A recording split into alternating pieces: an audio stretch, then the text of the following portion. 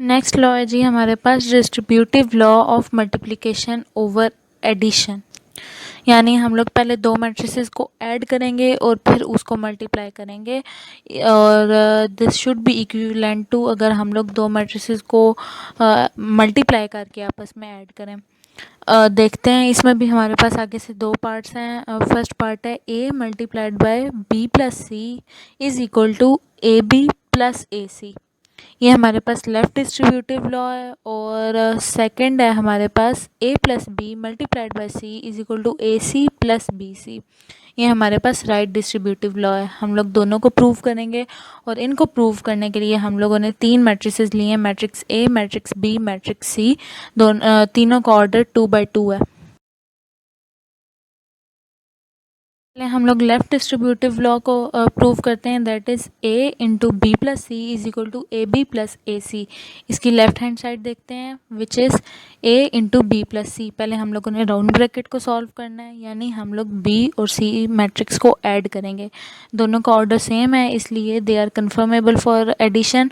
उनकी corresponding entries को add करेंगे तो हमारे पास मैट्रिक्स आएगा बी प्लस सी, जिसकी एंट्रीज होंगी 2 3 2 1। अब हम लोगों ने इस मैट्रिक्स में मैट्रिक्स ए को मल्टीप्लाई कर देना है। First matrix is matrix A, second matrix is matrix B plus C. तो हम लोग देखते हैं कि फर्स्ट मैट्रिक्स की number of columns is 2 and second matrix की number of rows is also 2।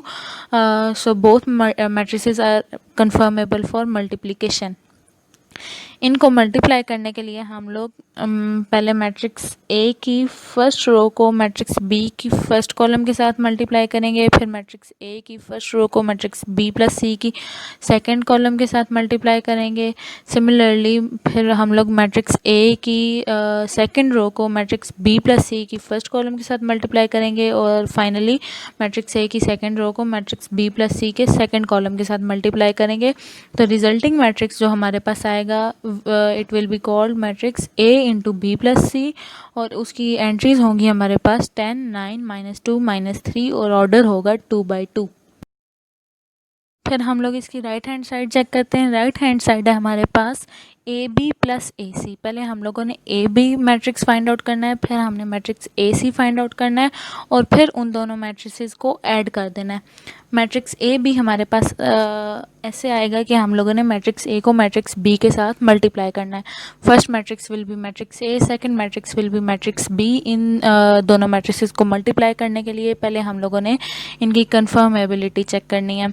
Number of columns of first matrix that is A are 2 and number of rows of second matrix that is B are also 2। So both matrices are conformable for multiplication.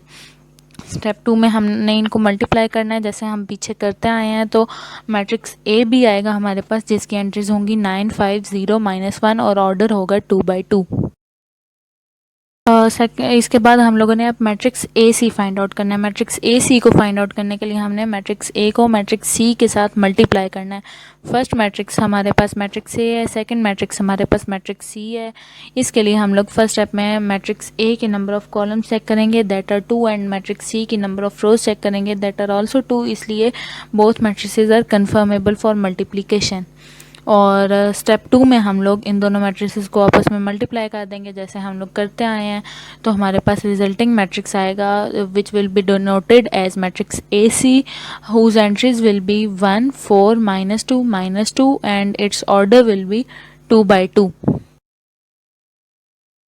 Next step में हम लोगों ने matrix A B को matrix A C में add करना है।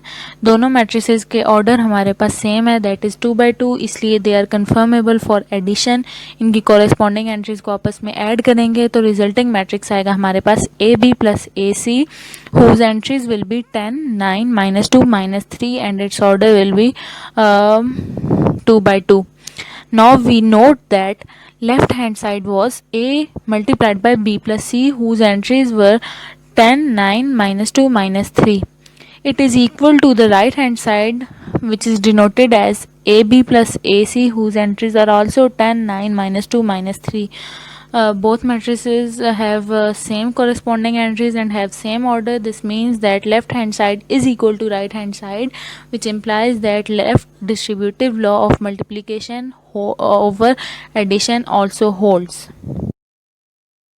इसके बाद हमारे पास आता है next law, that is distributive law of multiplication over subtraction. पहले हमारे पास ओवर एडिशन था, यानी हम लोग एडिशन करते थे. अब हमारे पास ओवर सब्ट्रैक्शन है, तो हम लोगों ने सब्ट्रैक्ट करना है. दोनों सिमिलर हैं, बस एडिशन की जगह सब्ट्रैक्ट करना है. पहले हम लोगों ने लेफ़्ट डिस्ट्रीब्यूटिव लॉ प्रूव किया है, अब हम लोग राइट डिस्ट्रीब्यूटिव लॉ प्रूव कर लेते हैं सब्ट्रैक्शन के लिए. और इनकी स्टेटमेंट्स भी सेम है, सिर्फ माइनस की जगह प्लस की जगह माइनस आ गया सब्ट्रैक्शन में. और हम लोगों ने मैट्रिसेस लिए हैं, इसके लिए 3 मैट्रिसेस लिए हैं, matrix A, matrix B, matrix C. 2 0 3 1 matrix A की एंट्रीज हैं, matrix B is -1 1 1 0 and matrix C is 2 1 1 2. तीनों का ऑर्डर सेम है. सब्ट्रैक्शन के लिए हम लोग राइट डिस्ट्रीब्यूटिव लॉ प्रूव कर रहे हैं, that is a minus B multiplied by c is equal to A C minus B C. पहले हम लोग लेफ्ट हैंड साइड सॉल्व करेंगे, that is a minus B into C. यानी हम लोगों ने पहले राउंड ब्रैकेट सॉल्व करनी है which is a minus B. पहले हम लोग मैट्रिक्स a में से मैट्रिक्स b को सब्ट्रैक्ट करेंगे. हम लोगों ने देखना है कि इनका ऑर्डर सेम है या नहीं. Both matrices have same order, that is 2 by 2, इसलिए both of them are conformable for subtraction. First step में हम लोग इनको सब्ट्रैक्ट करेंगे, तो हमारे पास नया मैट्रिक्स आएगा, that is a minus B and its order will be 2 by 2 and its entries will be 3 2 -1 -1. उसके बाद हम लोगों ने इस मैट्रिक्स को मैट्रिक्स सी के साथ मल्टीप्लाई कर देना है. First matrix will be a minus B, second matrix will be matrix C. अब हमने इनकी कन्फर्मेबिलिटी फॉर मल्टीप्लिकेशन चेक करनी है. उसके लिए फर्स्ट मैट्रिक्स की number of columns, that is a minus B, are 2 and second matrix की number of rows are also 2, so both matrices are confirmable for multiplication. फिर हम इनको मल्टीप्लाई कर लेंगे जैसे करते आए हैं, तो हमारे पास नया मैट्रिक्स आएगा which will be denoted by a minus b into c, whose entries will be 8 7 -1 1 and whose order will be 2 by 2. हमने राइट हैंड साइड सॉल्व करनी है, that is A C minus B C. इसके लिए हम लोगों ने पहले matrix A को मैट्रिक्स सी के साथ मल्टीप्लाई करना है ताकि हमारे पास मैट्रिक्स ए सी आ जाए. First matrix will be matrix A, second matrix will be matrix C. हम लोगों ने इनकी कन्फर्मेबिलिटी चेक करनी है, तो number of columns of A is equal to 2 and number of rows of matrix C is also 2, so both are conformable for multiplication. इनको multiply करेंगे तो हमारे पास नया मैट्रिक्स आएगा which will be denoted as A C and whose entries are 7 8 1 2. फिर हम लोगों ने matrix B C find out करना है. उसके लिए हमने मैट्रिक्स बी को मैट्रिक्स सी के साथ मल्टीप्लाई करना है. First matrix will be matrix B and second matrix is matrix C. In first step we'll check its conformability. Number of columns of B is equal to 2 and number of rows of matrix C is also 2, so both matrices are confirmable for multiplication. Step 2 में हमने उन दोनों को multiply कर लिया है. Method of multiplication हमें पता है, कोई भी प्रॉब्लम हो तो आप पूछ सकते हैं. हमारे पास रिजल्टेंट मैट्रिक्स आएगा whose order will be 2 by 2 and it will be denoted by BC and its entries will be -1 1 2 1. Finally अब हम लोगों ने मैट्रिक्स ए सी को में से मैट्रिक्स बी सी को सब्ट्रैक्ट कर देना. दोनों का ऑर्डर हमारे पास सेम है, दैट इज़ 2 by 2, इसलिए both are conformable for subtraction. जब इनको सब्ट्रैक्ट करेंगे तो हमारे पास नया मैट्रिक्स आएगा which will be denoted by A C minus B C and its order will be 2 by 2 and its entries will be 8 7 -1 1.